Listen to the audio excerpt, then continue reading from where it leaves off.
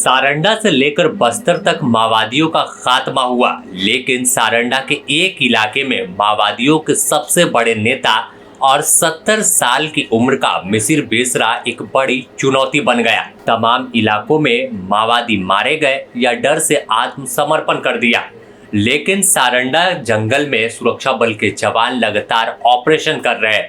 इस ऑपरेशन में एक तरफ 2000 से अधिक सुरक्षा बल के जवान हैं, जिसमें सीआरपीएफ, कोबरा, झारखंड जगुआर और जिला पुलिस की टीम शामिल है।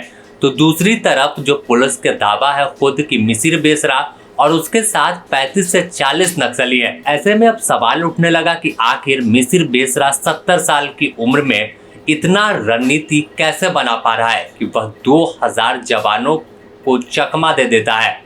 आखिर कहानी क्या है? क्या सारंडा में मिसिर बेसरा मौजूद है या किसी और जंगल में वह मूव कर चुका है? तो सबसे पहले अगर हम बात सारंडा के जंगल की कर ले तो सारंडा का अधिकतर इलाका नक्सल मुक्त है, लेकिन छोटा नागर और टोटो थाना क्षेत्र का जंगल, बलीबा इलाके का जंगल की बात कर ले तो वहां पर माओवादियों की मौजूदगी की सूचना सुरक्षा बल के जवानों को मिली, लेकिन हर बार दावा किया गया कि मिसिर बेसरा असीम मंडल इस इलाके में मौजूद है, जिन पर 1-1 करोड़ रुपए का इनाम है। लेकिन हर बार मुठभेड़ होती है और सुरक्षा बल के जवान ऑपरेशन चलाते हैं। इस ऑपरेशन में कई बार नुकसान बीते दिनों सुरक्षा बल के जवानों को उठाना पड़ा। हालांकि जब गुरुवार को मुठभेड़ हुई तो 1 लाख का इनामी नक्सली इजराइल पूर्ति भी मारा गया। लेकिन इन तमाम मुठभेड़ पे, तमाम एनकाउंटर के बाद अब सवाल यही उठता है कि क्या मिसिर बेसरा सारंडा के जंगल में मौजूद है या फिर जिस तरह से बस्तर इलाके में देखा जा रहा था कि बारस देवा जो PLGA बटालियन नंबर 1 का हिड़मा के मारे जाने के बाद कमांडर बना था, उसके कंधे पर जिम्मेवारी थी और सुरक्षा बल के जवान ऑपरेशन कर रहे थे। हर बार जंगल में मुठभेड़ हो रही थी तो सूचना आ रही थी कि वहां पर बारस देवा मौजूद है, लेकिन आखिरकार बारस देवा तेलंगाना में गिरफ्तार होता है। फिर बात सामने है कि गिरफ्तारी नहीं, वह आत्मसमर्पण कर रहा है। तो ऐसे में अब क्या झारखंड में भी कुछ यही है कि बारस देवा जिस तरह से बस्तर के जंगल में मौजूद ना होकर बाहर था और वह एक गाड़ी से वापस बस्तर लौट रहा था, तब सुरक्षा बल के जवानों का सामना हुआ और फिर उसने आत्मसमर्पण तेलंगाना में कर दिया। तो क्या मिसिर बेसरा सारंडा छोड़ चुका है और क्या वह किसी दूसरे इलाके में है? 70 साल का कुख्यात नक्सली मिसिर बेसरा सुरक्षा बलों को लगातार चकमा देकर सारंडा के घने जंगलों में भाग निकल रहा है।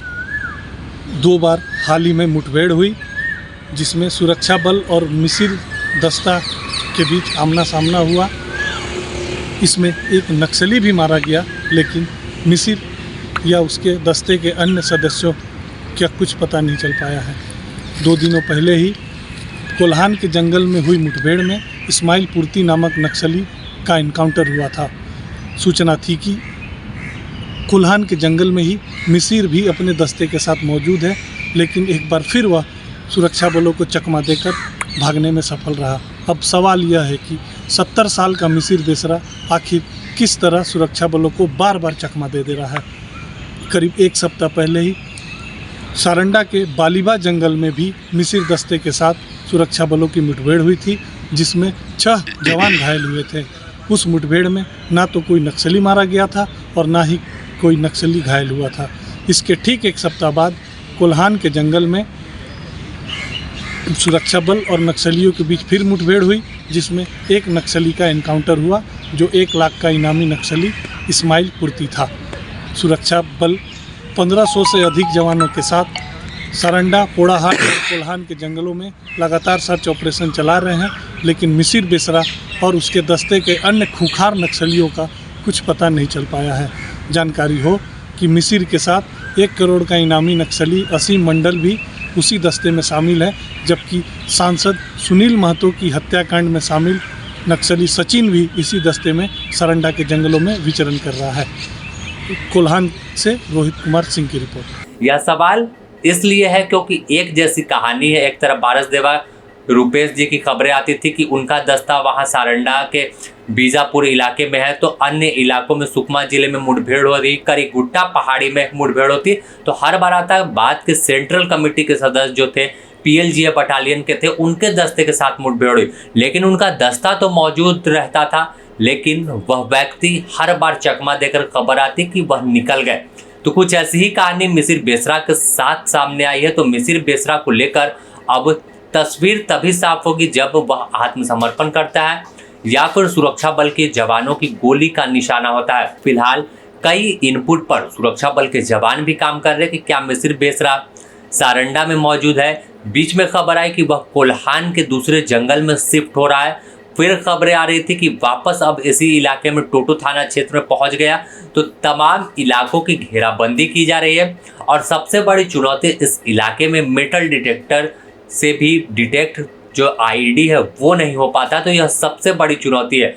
माना जाता है कि इस इलाके में आयरन सबसे अधिक है और यही वजह है कि मेटल डिटेक्टर भी जो है, जो आईडी की जांच करने को सुरक्षा बल के जवानों के साथ एक बम स्क्वाड की टीम होती है, उनका जो तमाम यंत्र है वो भी इस जंगल में फेल हो जाता है। और यही सबसे बड़ी चुनौती के रूप में सामने आता है कि एक तरफ कुख्यात नक्सली है जो जंगल को बारीकी से जानता है, तमाम हर इलाके को वह अपने घर के जैसा यहाँ जीता है क्योंकि लंबे समय से इस जंगल में वह मौजूद है। गांव के लोगों का कहा जाता है कि समर्थन माओवादियों को रहता है। तो ऐसे में सुरक्षा बल के जवान जो है वो बाहर से आते हैं, जंगल उनके लिए नया होता है और इसमें ऊपर से जब मेटल डिटेक्टर से हम आईडी को डिटेक्ट करने की कोशिश करें तो वो ना हो, तो यहाँ पर एक चुनौती सबसे बड़ी खड़ी हो जाती है।